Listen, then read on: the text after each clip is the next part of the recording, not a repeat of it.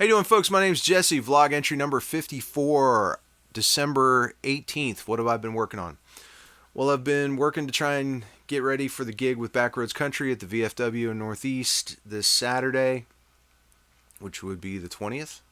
Yeah, 20th. Working on the tunes and, just trying to nail everything down. The game plan is going to be the 50-watt Bassman head, the 212 cab that I got in Nashville with the warehouse speakers in it, a little pedal board with the EQ, ODR1, a phaser, and spring reverb, and then the Kalamazoo for bass and my Tele for the guitar. Though, if I were bold, maybe I might want to take something like this.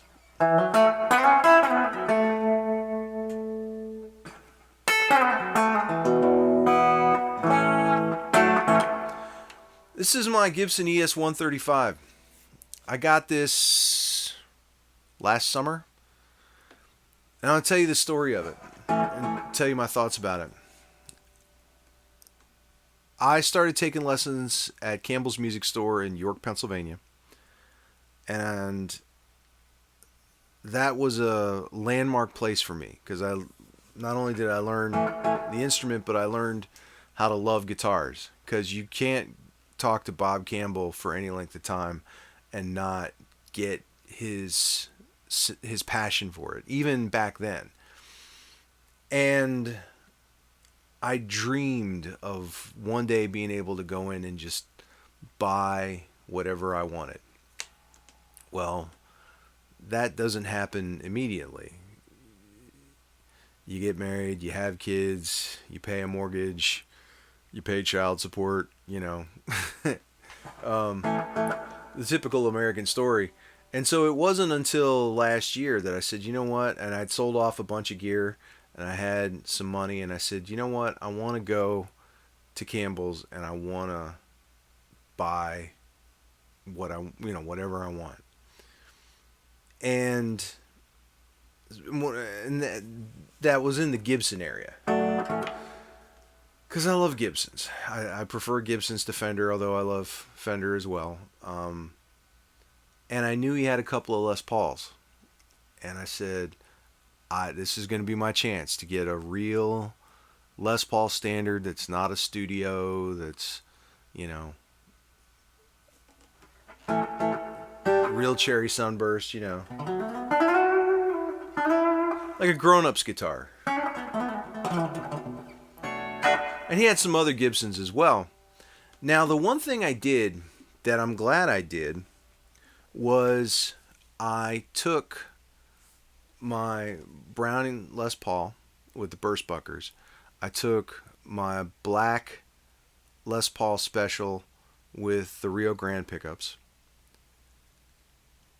Did I take anything else? No, that was it. Because I wanted to compare what I had to what I was thinking about getting, because I wanted to feel it being markedly different, And he had two Les Pauls. He had one from 2014 with the different specs on it. He had a more traditional Les Paul standard. He had a custom shop SG special. He had the 135, and he had a black Les Paul Studio. Yeah. So I was comparing to like 4 different Gibsons. And I A-B'd the brown Les Paul Special I have with the Burstbucker Pros in it against those two Les Pauls. And they were going for about $2,000 a piece. And I played them. And the first one, it was the 2014 one, was the one with the different specs, I think it had a 14-inch radius. It is the one that a lot of guys, the one with the 3D holographic sticker of Les Paul on the back of the headstock. And I played it, and it was a cool guitar, but it wasn't a Gibson to me. Like, it wasn't what I thought of when I thought of a Les Paul. And I was just like, if it didn't say Gibson on it, would I be willing to pay $2,000 for it? And the answer was no. So I put it away. And then the other one, I compared it to my Les Paul, and it was better than my Les Paul, but it wasn't that much better. You know, like like I paid $800 for that Les Paul in 2008 on the installment plan. Thank you, Kathy Bender. Nowadays, if I were trying to sell it, like if I was selling it to Guitar Center or something like that, they would probably offer me six for it, maybe six and a half, and then they would sell it. I mean, there was a time they would probably sell it for 1,000, probably under 1,000 now. So I might not even get six. So I'm like, all right. So I'm playing a $600 Gibson here, you know, and now I'm playing a $2,000 Les Paul Standard. Is it um what is it? Eight is it $600? Is it worth $600 more? Is it $600 more of a sound? Does it sound $600 better than what I have? And the answer was no. I mean, it sounded good, but so did my Les Paul. So did my special or my studio. Well, if it's not that much better, why am I going to spend that much more for it? Now, I played the Custom Shop SG Junior. SG Junior or SG Special. I can't remember if it was a Special or a Junior. And compared to my Les Paul Special Tribute with Rio Grande pickups in it, and I forget how much he wanted for that. Might have $2,000, maybe 2,400. I forget. It was probably $700-800 better sound, but the feel wasn't there. Like, I didn't like the feel of the neck. I didn't like the weight of the neck. I just didn't like how it felt. And I couldn't justify buying it if I'm going to hate how it feels, you know? So, not going to do it. And the studio had 490s in it, and I'm not going to, you know, at the time I didn't need another studio. So I played this one, and I compared it to my special, and in Campbell's music, it reacted favorably.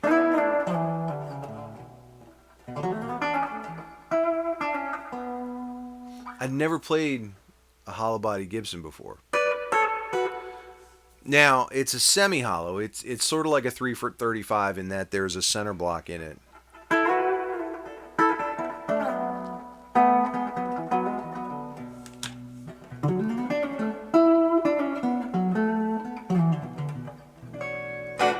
And Bob cut me a great deal on it. So even if I decided I wanted to flip it at some point, I'm guaranteed to get my money back and maybe a little more. He cut me a deal because it didn't have a pick guard. He got it as part of a bulk deal. I think a gentleman had passed and they sold his guitars to Campbell's.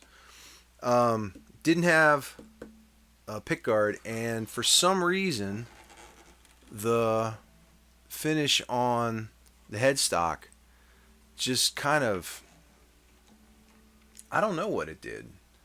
It like glossed over. It got a haze to it. Maybe there was some moisture in it when they shot it. I don't know.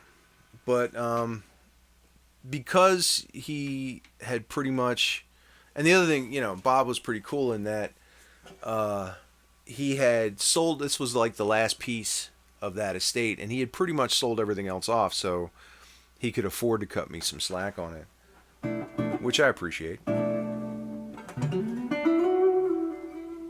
Don't know much about Gibson hollow body guitars. I know about the Birdland. Never played one, but I know about it.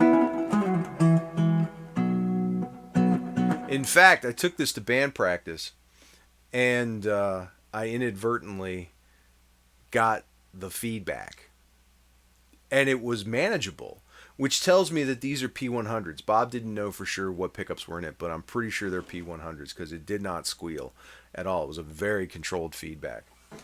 Now P100s, P100s, I don't think they have a great reputation. Everything that I've read about it, people don't really like them. They said they sound kind of dead. Now here's the thing. Right now, I'm using a Danelectro Fish and Chips Reverb EQ pedal. I'm gonna and I'll show you how I got it set. I've cut out a lot of the low mids. I keep like the 100 hertz there. I think it's the 100. Just because, like, it's just me playing. Like, you know, if I were recording this with a bunch of other stuff, maybe I would drop that out. But I'm gonna shut it off.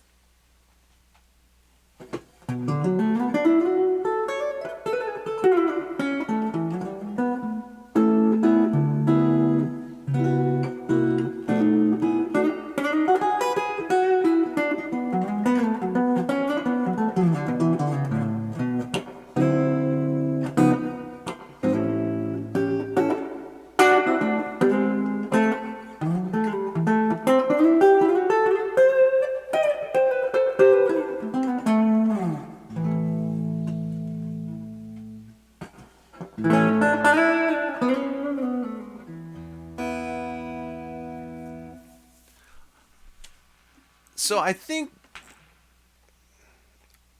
making use of the EQ pedal is really important for a guitar like this. And I'll be honest, I probably bought it mostly because I got a deal on it. I took it to band practice and it didn't gel with what we were doing. And it wasn't until like one day I was off one day and I was like, I want to do something with it, and I made up like a little jazzy kind of jam loop. And I was like, ooh, this thing really speaks to me.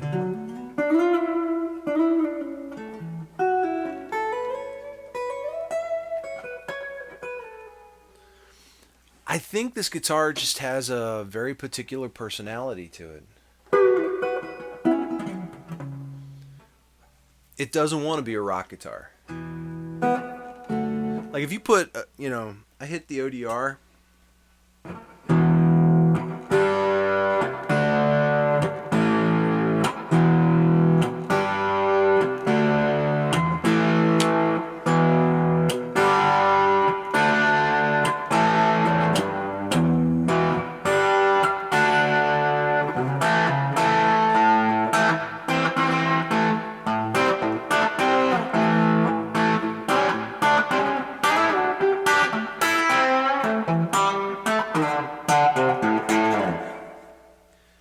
I mean, it sounds good, but, and I'm trying to describe what it feels like. It doesn't like when I bend strings. It really doesn't.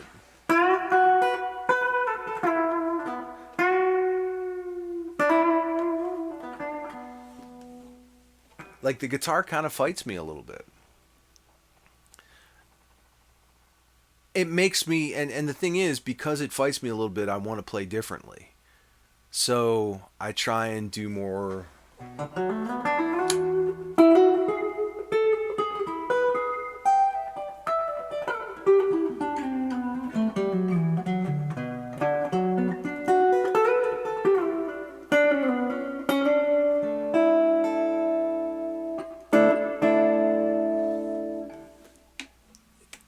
And that's not a bad thing.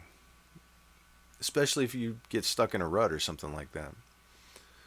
So I'm gonna hang on to it for a while, see what comes of it. See, the thing is, like, this is the kind of guitar I could see myself being an old man playing it.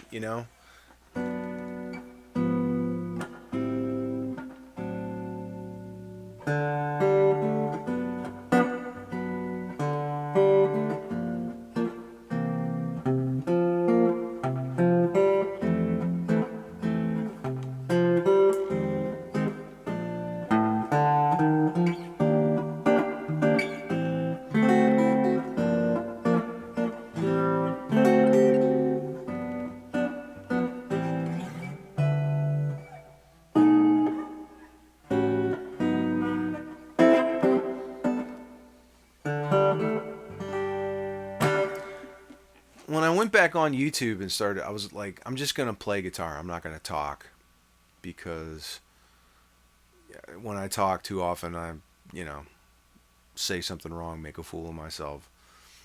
Um, I was like, I'm just gonna play guitar, and so I was doing a lot of trying to do jazz standard stuff, like chord melody stuff, with the Gretsch that I had, which was a great guitar. Um, but I got rid of the Gretsch when I got the Jazzmaster. So, like, this is one of those guitars that probably, if I was playing Western Swing or something like that.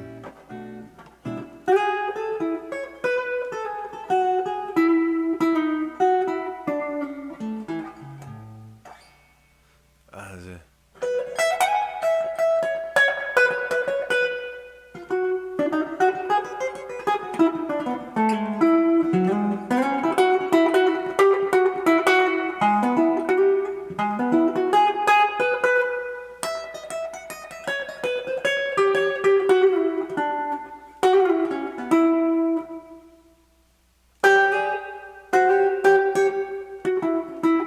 I used to know that solo. Need a pick.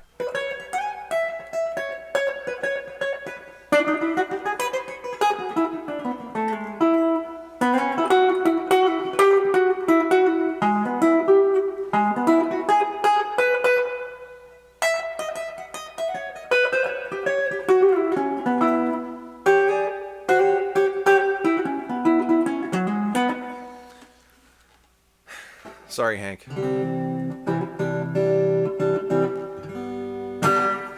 Let me know if you've ever had a 135. Let me know your experiences on it. Maybe you had the two humbucker version of it.